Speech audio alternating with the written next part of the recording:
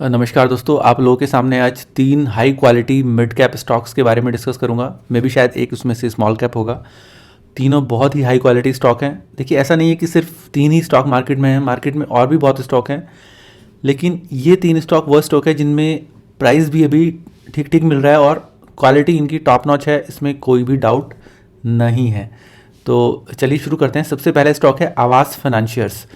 देखिए, ये जो स्टॉक है ना, ये NBFC कैटेगरी में, जो नॉन बैंकिंग फाइनेंशियल कंपनीज़ में बहुत ही हाई क्वालिटी स्टॉक है और इसकी मार्केट कैप है अभी करीब करीब 11,000 करोड़। मतलब ये एक कह सकते हैं कि मिड कैप में भी छोटा मिड कैप स्टॉक है। सबसे पहले आपको दिखा देता हूँ कि इसमें शेयर होल्डिंग्स किसकी है, फिर उसके बाद बाकी चीज़ों की बात करेंगे। ये देखिए, इसमें FII की होल्डिंग करीब करीब 24% थी जून 20 में। उसके बाद देखिए, क्वार्टर ऑन क्वार्टर ये कंटिन्यूसली इनकी FII की होल्डिंग यहाँ पर बढ़ती जा रही है और अभी ये 38%, मतलब जितनी होल्डिंग प्रमोटर्स की है लगभग लगभग उतनी ही होल्डिंग FIIs की है यहाँ पर। ठीक है, ये DI की होल्डिंग देखिए 12% है, इसमें अभी 12.5% है और पब्लिक की होल्डिंग बहुत थोड़ी सी है, देखिए 9.5% है। लास्ट के 2-3 क्वार्टर में ये 12% थी और अभी देखिए इसका प्राइस आपको पता है कि काफ़ी करेक्ट हो चुका है, तो इसलिए यहाँ पर पब्लिक से माल छीन लिया गया है और FII ने यहाँ पर अपनी होल्डिंग और DI ने अपनी होल्डिंग यहाँ पर बढ़ा ली है। ठीक है, तो इसमें अगर FII की बात करें तो इसमें देखिए वर्ल्ड के जो रिनोर्ड FIIs हैं, government of Singapore, small cap, world fund, Nomura, Kotak funds, India mid cap और भी बहुत सारे हैं, अबू धाबी इन्वेस्टमेंट अथॉरिटी, इन सब ने इन्वेस्ट किया हुआ है। DI की अगर देखें तो यहाँ पर देखिए काफ़ी जो पॉपुलर अपने म्यूचुअल फंड्स हैं उन्होंने यहाँ पर इन्वेस्ट किया हुआ है। और पब्लिक में अगर जाएं तो यहाँ पर देखिए ये जो बड़े इन्वेस्टर्स हैं उन लोगों ने यहाँ पर इन्वेस्ट किया हुआ है। तो ये तो बात हुई होल्डिंग की। अभी मैं आपकी इसकी परफॉर्मेंस की बात करता हूँ। देखिए, यहाँ पर ये कंपनी इतनी हाई क्वालिटी क्यों मानी जाती है, क्योंकि ये कंपनी बहुत ही नीश सेगमेंट में काम करती है। ये हाउसिंग फाइनेंस कंपनी है और ये सभी हाउस को लोन नहीं देती है। ये उन हाउस में फाइनेंस करती है जहाँ पर कंस्ट्रक्शन वर्क 50% से करीब करीब ज़्यादा कंप्लीट हो चुका है। ये खाली प्लॉट पर लोन नहीं करती है और ये टेक्नोलॉजी का बहुत यूज़ करते हैं।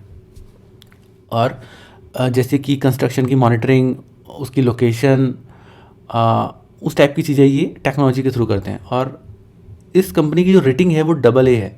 यहाँ पर मैं आपको दिखा देता हूँ, ये इस कंपनी की रेटिंग है, एक्सटर्नल रेटिंग AA। देखिए, मैक्सिमम किसी भी कंपनी की रेटिंग AAA हो सकती है। और अगर आप देखेंगे जितनी भी AAA रेटिंग वाली कंपनीज़ हैं वो बहुत ही लार्ज कैप कंपनीज़ हैं, बहुत ही रेप्यूटेड कंपनीज़ हैं। जैसे कि अगर AAA कैटेगरी में LTI, माइंडट्री और उस टाइप की कंपनीज आपकी AAA कैटेगरी में फॉल करती हैं। आपको इस साइज़ में, मिड कैप साइज़ में AA रेटिंग कंपनी मिलना ऑलमोस्ट इम्पॉसिबल है, ऑलमोस्ट इम्पॉसिबल। मैंने बहुत सारी कंपनीज़ की रिसर्च की है, बहुत स्टडी की है, लेकिन मुझे इस साइज़ की कंपनी में, इस छोटी साइज़ की कंपनी में AA रेटेड कंपनी मैंने अभी तक तो नहीं देखी है। बहुत ही कम कंपनीज़ हैं, एक आधी होगी, लेकिन बहुत ही कम कंपनीज़ हैं। इनका रेवेन्यू देख लीजिए आप, ये ईयर ऑन ईयर का आपके सामने है।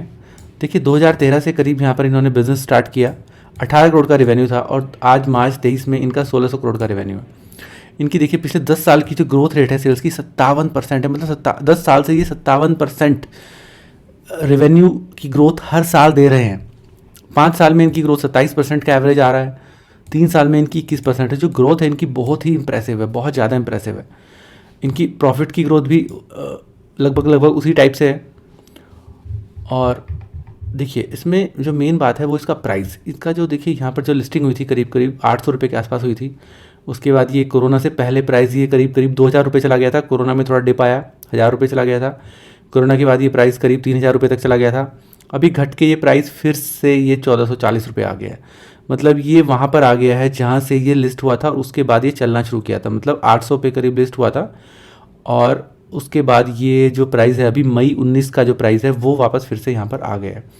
और अगर आप इसको ट्रेंड को आप यहाँ पर देखेंगे तो ये ट्रेंड लाइन देखिए बिल्कुल, एक सेकंड थोड़ा सा इसको यहाँ से ड्रॉ कर देता हूँ।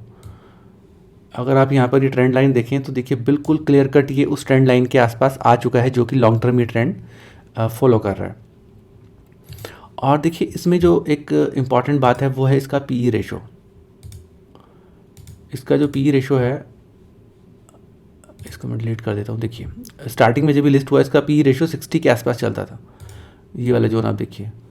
उसके बाद ये कोरोना के बाद भी 60 के आसपास ही चल रहा था पी रेशो, लेकिन अभी देखिए स्टॉक में काफ़ी करेक्शन आ गया और पी रेशो यहाँ पर मेरा 26.5 आ गया है। तो पी रेशो इसका काफ़ी सस्ता आ गया। इतना पी रेशो अभी तक इसका इससे पहले नहीं आया है। तो ये अपने ऑल टाइम लोएस्ट वैल्यूएशन पर चल रहा है। अगर मैं प्राइस की बात करूं तो प्राइस से आपको ऐसा लग सकता है कि शायद मतलब लिस्टिंग प्राइस से डबल पर चल रहा है। लिस्टिंग क्योंकि यहाँ पर इसकी 780 रुपये हुई थी और अभी आप कह सकते हैं कि 1440 रुपये अभी प्राइस चल रहा है। लेकिन अगर मैं वैल्यूएशन वाइज बात करूँ तो जब भी लिस्ट हुआ था तो इसका पी रेशो 58 था। 58 प्राइस भले ही 740 रुपये था, लेकिन इसका जो वैल्यूएशन था वो 58 का पी था। अभी इसका जो पी चल रहा है वो 26 चल रहा है। देखिए पी रेशो को जब आप देखते हैं ना तो आपको दो चीज़ देखनी होती हैं। नंबर एक उसका हिस्टोरिकल पी, मतलब पहले टाइम में उसका पी कितना रहता था स्टॉक का, और नंबर टू उसकी सेल्स की ग्रोथ, मतलब वो कंपनी किस रेट से ग्रो कर रही है। ऐसा नहीं है कि कंपनी यहाँ पर 10% की रेट से ग्रो कर रही है और मैं उसका पी 50 देख रहा हूँ तो अच्छा है, नहीं। देखिए कंपनी बहुत हाई रेट से ग्रो कर रही है और 26 के पी पर अवेलेबल है, तो ये पी ठीक माना जा सकता है। और इसमें देखिए कंटिन्यूसली जब प्राइस में करेक्ट आया तो FII ने भी होल्डिंग अपनी बढ़ाई है। तो बहुत अच्छा टाइम है इसको लेने का, कोई रिकमेंडेशन नहीं है, आप अपनी रिसर्च खुद करिए। और इसमें देखिए अगर आप इसको मिंट का आर्टिकल देखेंगे तो इसमें एक सजेस्ट किया हुआ है कि इसकी स्टॉक की रेटिंग इतनी हाई क्यों है। और एक और आर्टिकल है मिंट का, इसमें बताया हुआ है कि इन्होंने आवास financiers win the best NBFC award eight FE India best bank award 2022 में इसको बेस्ट NBFC का अवार्ड मिला हुआ था। तो बहुत टॉप क्वालिटी कंपनी है, बहुत हाई क्वालिटी कंपनी है। और देखिए एक और चीज़ मैं आपको बताता हूँ, देखिए साथ साथ स्टॉक का डिस्कशन हो रहा है तो मैं वो भी चीज़ बता देता हूँ आपको। जब भी आप किसी कंपनी की देखिए रिसर्च करते हैं ना तो सिर्फ उसके फाइनेंशियल मत देखिए, सिर्फ फाइनेंशियल से कुछ नहीं होने वाला। आपको उसकी रेटिंग, यहाँ पर आपको रेटिंग मिल जाएगी, और उसकी जो कॉन कॉल्स है, सबसे इंपॉर्टेंट होती है कॉन कॉल्स, मतलब जो उनकी जो इन्वेस्टर्स मीटिंग होती हैं उसमें जो कॉन कॉल्स होती है उसकी पूरी डिटेल्स यहाँ पर ट्रांसक्रिप्ट, नोट्स और प्रेजेंटेशन दिया होता है, वो आप देखिए। और ये जो कॉन कॉल होती है ना ये बहुत ही इंपॉर्टेंट होती है। ये आपको BSE की वेबसाइट पर भी मिल जाएगी, ये स्क्रीनर की वेबसाइट है, यहाँ पर भी आपको मिल जाएगी skinner.in की वेबसाइट। तो इसको पढ़िए। आपको ये थोड़ा बोरिंग लग सकता है पढ़ने में, लेकिन जो इन डेप्थ डिटेल्स होती है ना, जो बहुत ही फाइन डिटेल्स होती है, जो कि आपको कहीं भी नहीं पता चलेगी, बाहर किसी भी न्यूज़ में या किसी भी वीडियो में नहीं पता चलेगी, वो चीज़ें आपको यहाँ पर पता चलेंगी। देखिए ये कॉन कॉल मैं आपको दिखा देता हूँ, ट्रांसक्रिप्ट कैसी होती है। देखिए इसमें पूरा जो भी डिस्कशन मीटिंग में हुआ उसके बारे में लिखा होता है, और किसने क्या बोला, किसने क्या क्वेश्चन किया, किसने क्या आंसर किया, उसके बारे में पूरी डिटेल्स दी होती हैं। आप इसको पढ़िए, आपको इसकी डिटेल समझ में आएगी कि किस तरीके से कंपनी टेक्नोलॉजी पर पैसे खर्च कर रही है और किस तरीके से टेक्नोलॉजी के बेस पर ये बिज़नेस की कॉस्ट कम कर रहे हैं और प्रॉफिटेबिलिटी इंप्रूवमेंट पर काम कर रहे हैं। दूसरी चीज़ होती है, अगर इसको समराइज़ आपको देखना है कि कॉन कॉल में क्या डिस्कशन हुआ, तो आप नोट्स देख सकते हैं। ये पूरा यहाँ पर नोट्स दिया हुआ है, उसको समराइज़ करके कि क्या जो की पॉइंट्स थे डिस्कशन के कॉन कॉल में वो क्या थे। तो यहाँ पर देखिए टेक्नोलॉजी के बारे में लिखा हुआ है। Computer, the company has started a new product related to secured small business loans which is performing well and has little competition in their tier 2 and tier 5 market. तो इस टाइप की चीज़ें आपको, जो बहुत इंपॉर्टेंट चीज़ें हैं वो आपको यहाँ से पता चल सकती हैं। तो ये मेरी नंबर 1 पिक है आज की वीडियो में, आवास फाइनेंशियर्स। मैं इसमें बहुत जल्दी ही, मे बी शायद कल ही, इसमें एक अच्छी खासी पोजीशन बनाने जा रहा हूँ। कोई रिकमेंडेशन नहीं है, और आप अपनी रिसर्च करिए, अपने इन्वेस्टर से, अपने एडवाइज़र से सलाह लीजिए अगर कोई इन्वेस्ट करना चाहते हैं तो। दूसरा मेरे जो टॉप प्रेफर्ड स्टॉक है ग्रेविटास इंडिया। देखिए जो भी मैं स्टॉक आज डिस्कस करने जा रहा हूँ उसमें मेरी पोजीशन है या नहीं है वो मैं आपको साथ साथ बता दूंगा। आवास में मेरी कोई पोजीशन नहीं है, लेकिन मैं पोजीशन लेने का प्लान कर रहा हूँ। ग्रेविटास में मेरी कोई पोजीशन नहीं है, लेकिन मैं शायद इसमें जल्दी ही कोई पोजीशन बनाऊंगा। एक स्मॉल कैप कंपनी है, 3800 की इसकी मार्केट कैप है। पी रेशो बहुत कंफर्टेबल है, 19। अगर मैं इसके पी रेशो की हिस्ट्री देखूँ तो इसका मीडियन यही 20 के आसपास ही निकल के आता है। 18 का मीडियन है, तो 19 पर चल रहा है, तो ठीक प्राइस पर ये अभी मिल रहा है, कोई इसमें ज़्यादा एक्सपेंसिव नहीं है। इसमें आशीष कचोलिया का भी इन्वेस्टमेंट है, और इसका अगर आप ईयर ऑन ईयर रेवेन्यू देखें तो देखिए किस तरीके से ग्रो कर रहा है। 269, 398, 516, 516, 501, 430, 655, 1000, 1200, 1300, 1400, 2200। इस साल का ट्रेलिंग बोल रहा हूँ, ये आ गया रिजल्ट, 2800 का रेवेन्यू इस साल इसने शो किया है। देखिए बहुत अच्छी ग्रोथ है इसमें स्टॉक में। और ये जो सॉरी मैं आपको बताना भूल गया, ये कंपनी जो मेटल्स की रिसाइकलिंग वगैरह में काम करती है, जैसे कि लेड, एल्यूमिनियम और भी मेटल्स हैं, उनके इंपोर्ट एक्सपोर्ट भी करती है, उस टाइप के काम करती है। मेनली इनका लेड का बिजनेस है, लेड की रिसाइकलिंग और लेड की बैटरीज की रिसाइकलिंग, उसका इंपोर्ट एक्सपोर्ट। देखिए कंपनी पिछले 10 साल से 22% की रेट से रेवेन्यू ग्रो कर रही है। 5 साल में भी इसने 22% की रेट से रेवेन्यू ग्रो किया है। 3 साल में 28% की रेट से रेवेन्यू ग्रो किया है। देखिए 28% की ग्रोथ वाला स्टॉक, मेरी बात ध्यान से सुनिएगा, जब भी हम पी रेशो देखते हैं स्टॉक का, पी रेशो मतलब हमें कितना गुना मार्केट में उसका अर्निंग के कंपेयर में कितने गुना हम पैसा पे करके स्टॉक को खरीद रहे हैं, तो उसकी ग्रोथ से कंपेयर करना चाहिए। देखिए 28% की ग्रोथ वाला स्टॉक आपको सिर्फ 19 की पी पर अवेलेबल है, जहाँ अगर आप नॉर्मली देखेंगे बड़े बड़े लार्ज कैप स्टॉक भी देखेंगे, वहाँ पर आपको 12 से 15% वाले स्टॉक 25 की पी पर अवेलेबल है नॉर्मली अगर आप मार्केट में देखेंगे। लेकिन अगर आप यहाँ देखेंगे इतनी हाई ग्रोथ वाला स्टॉक सिर्फ 19 की पी पर अवेलेबल है। इसमें अब चलिए होल्डिंग देख लेते हैं, होल्डिंग किसकी है इसमें। देखिए प्रमोटर्स की होल्डिंग तो इसमें 73% है, ये तो आपको दिख ही रहा है यहाँ पर सामने, 73% प्रमोटर की होल्डिंग है इसमें। यहाँ पर इन्होंने FII ने भी इस बार मार्च में अपनी पोजीशन थोड़ी सी डिक्रीज़ की है, लेकिन FII की होल्डिंग लगभग करीब यहाँ पर 3% के अराउंड है FII की होल्डिंग। इसमें गोल्डमैन सैक्स फंड का पैसा लगा हुआ है। DII की होल्डिंग बहुत कम है। पब्लिक की होल्डिंग 21% के अराउंड है। लेकिन अगर आप ध्यान से देखेंगे पब्लिक की होल्डिंग देखिए मार्च और दिसंबर में क्वार्टर में काफ़ी कम हो गई है। मतलब जो यहाँ से माल है वो या तो FII के पास चला गया है, आई थिंक थोड़ा बहुत अदर में चला गया है, और आई थिंक थोड़ा बहुत अच्छा मेनली DII के पास चला गया, क्योंकि DII ने दिसंबर में और मार्च में यहाँ पर माल उठाया है।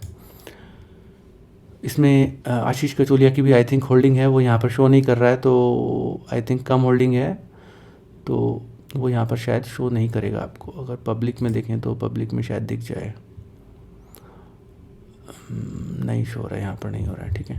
तो बहुत हाई क्वालिटी स्टॉक है, कंटिन्यूस ग्रो कर रहा है, बहुत अच्छे प्राइस पर अवेलेबल है। हालांकि ये करेक्टेड नहीं है स्टॉक, अगर आप देखेंगे स्टॉक करेक्टेड नहीं है, स्टॉक ऑल टाइम हाई पर चल रहा है, ऑल टाइम हाई। लेकिन अगर आप वैल्यूएशन वाइज देखें तो अच्छी वैल्यूएशन पर अवेलेबल है। तो मैं इसमें अभी थोड़ा सा करेक्शन का वेट करूँगा, बहुत ज़्यादा करेक्शन तो मैं इसमें उम्मीद नहीं करता हूँ, क्योंकि ऑलरेडी काफ़ी सस्ता मिल रहा है। देखिए स्टॉक सस्ता होने का मतलब ये नहीं कि स्टॉक का प्राइस गिरेगा वो तभी सस्ता होगा। स्टॉक की अर्निंग बढ़ जाती है कई बार बहुत ज़्यादा, तब भी स्टॉक वो सस्ता हो जाता है अपने प्राइस से, क्योंकि अर्निंग बहुत जल्दी से बढ़ गई, प्राइस उतना नहीं बढ़ा, तो उस तरीके से भी स्टॉक सस्ते होते हैं। सिर्फ प्राइस गिरने से स्टॉक सस्ता नहीं होता है। ये भी A रेटेड कंपनी है, अगर आप देखें तो इसकी इकरा की रेटिंग ये है, तो A रेटिंग भी अच्छी रेटिंग मानी जाती है। तीसरा स्टॉक है यहाँ पर मेरा एफले इंडिया। देखिए मेरी इसमें ऑलरेडी पोजीशन है, और अगर इसमें मौका मिलता है मुझे तो मैं इसमें अपनी पोजीशन को ऐड करूँगा, बढ़ाऊँगा। ये 12,000 करोड़ की मार्केट कैप वाली कंपनी है, 49 के पी पर चल रही है। थोड़ी सी एक्सपेंसिव है क्योंकि यूनिक बिजनेस मॉडल है, ये डिजिटल मार्केटिंग में कंपनी की काम कर रही है, और इनके पास काफ़ी सारे पेटेंट्स भी हैं, और यूनिक बिजनेस मॉडल है अपनी फील्ड की। शायद 1 या 2 ही कंपनी है इस टाइप की मार्केट में, और ये बेसिकली एक सिंगापुर की कंपनी है जो कि उसकी इंडियन सब्सिडरी इंडिया में लिस्टेड है, जैसे कि आपको यहाँ पर ये आपको शेयर होल्डिंग पैटर्न से दिख भी जाएगा। एफले होल्डिंग्स PTE लिमिटेड, सिंगापुर में प्राइवेट को PTE लिखा जाता है सिंगापुर की कंपनीज़ में। एफले होल्डिंग्स, एफले ग्लोबल, प्राइवेट, इन सब की देखिए इसमें होल्डिंग्स है, तो बेसिकली सिंगापुर की कंपनी है। और इसमें अगर हम बात करें तो इसमें DI ने भी अभी होल्डिंग बढ़ाई है, मार्च 23 में इसके रिज़ल्ट आ गए हैं। और इसमें पब्लिक की होल्डिंग भी ज़्यादा नहीं है, बहुत ज़्यादा नहीं है। देखिए जहाँ पर पब्लिक की होल्डिंग बहुत ज़्यादा हो जाती है ना, वहाँ पर थोड़ा सा कॉशियस होना पड़ता है, क्योंकि जब पब्लिक की होल्डिंग बढ़ती है ना तो वो स्टॉक पता नहीं क्यों परफॉर्म करना बंद कर देता है। तो यहाँ पर पब्लिक की होल्डिंग अच्छी खासी है। और देखिए इसका अगर आप रेवेन्यू देखेंगे, देखिए रेवेन्यू बहुत अच्छे तरीके से कंटिन्यूसली यहाँ पर रेवेन्यू ग्रो कर रहा है। अगर आप देखिए यहाँ पर रेवेन्यू की बात करें तो मैं आपको यहाँ पर दिखा देता हूँ परसेंटेज फॉर्म में, एक सेकंड। यहाँ पर देखिए 63% पर एनम की रेट से ग्रो कर रहा है, इसीलिए इसका PE रेशो हाई है। देखिए PE रेशो उतना ही हाई हो जाता है जितनी ज़्यादा रेट से कंपनी ग्रो कर रही होती है। तो 63% की पर एनम की रेट से रेवेन्यू ग्रो कर रहा है, 64% पर एनम की रेट से प्रॉफिट ग्रो कर रहा है, तो इसलिए ही इसका PE रेशो इतना ज़्यादा है, 50 के अराउंड है। तो मैं अगर ये थोड़ा बहुत और करेक्ट होता है, शायद अगर ये मुझे 850 के आसपास मिलता है तो मैं इसमें पोजीशन और इंक्रीज़ अपनी कर सकता हूँ। मेरे पास इसकी अच्छी खासी होल्डिंग पहले ही है, मेरे पोर्टफोलियो का एक मेजर पोर्शन इसमें है एफले इंडिया में। और मेरा जो देखिए पर्सनल टारगेट है, कोई रिकमेंडेशन नहीं है, कोई सजेशन नहीं है, मेरा यहाँ पे नेक्स्ट 10 ईयर्स का टारगेट है इसमें। देखिए बोलना नहीं चाहूँगा, आप लोगों को शायद भरोसा नहीं होगा, अगर आप रिसर्च करेंगे तो आप लोगों को समझ में आएगा। मेरा टारगेट कम से कम 100 टाइम्स यहाँ से है, 100 टाइम्स लोअर साइड, मैं बहुत लोअर साइड लेके चल रहा हूँ। 100 टाइम्स ये स्टॉक 10 साल में मेरा पर्सनल टारगेट है। देखिए होने को तो मार्केट में कुछ भी हो सकता है, लेकिन मेरा भरोसा है कि इसमें ये अगर 100 नहीं आएगा तो कुछ 50 तो आएगा ही आएगा। तो ये 3 स्टॉक थे आज के वीडियो में। अगर आप चाहते हैं कि किसी स्टॉक को मैं डिस्कस यहाँ पर करूँ अपनी वीडियो में, और अगर आप किसी स्टॉक पर स्पेसिफिक क्वेश्चन पूछना चाहते हैं तो ज़रूर पूछ सकते हैं, मैं उस पर वीडियो बनाऊँगा। तो आज मैंने 3 स्टॉक डिस्कस किए, आवास फाइनेंशियर्स, ग्रेविटा और एफले इंडिया। तीनों बहुत बहुत बहुत हाई क्वालिटी स्टॉक है। एक स्मॉल कैप है, 2 मिड कैप है। देखिए जब भी बड़ा पैसा बनेगा ना मार्केट में, तो स्मॉल या मिड कैप में ही बनेगा, लार्ज कैप में बहुत बड़ा पैसा नहीं बनेगा। लार्ज कैप स्टॉक क्या होते हैं ना कि आपको मार्केट में स्टेबिलिटी दे सकते हैं, आपके पोर्टफोलियो को स्टेबल कर सकते हैं, आपको पैसा नहीं दे सकते। हाँ, अगर आपने बहुत ज़्यादा पैसा कमा लिया है, 50-100 करोड़ रुपए, आप उसकी सेफ्टी चाहते हैं तो स्मॉल कैप में मत लगाइए, लार्ज कैप में लगाइए। लेकिन अगर आप नए इन्वेस्टर हैं, आपके पास पैसा कम है, कुछ मार्केट से पैसा कमाना चाहते हैं, तो नॉलेज पर फोकस करिए, रिसर्च करिए, पढ़ाई करिए, समझिए, डेप्थ में जाइए चीज़ों की, और अपनी रिसर्च करके एक अच्छे स्मॉल कैप या मिड कैप में पैसा लगाइए, जो कि आपका पैसा 50 से 100 गुना अगले 10 साल में कर दे, तभी आपका पैसा बन सकता है। तो आज का वीडियो को यहीं ख़त्म करते हैं, और आपके कोई सुझाव हो, कोई क्वेश्चन हो तो ज़रूर कमेंट करके बताइएगा। Thank you.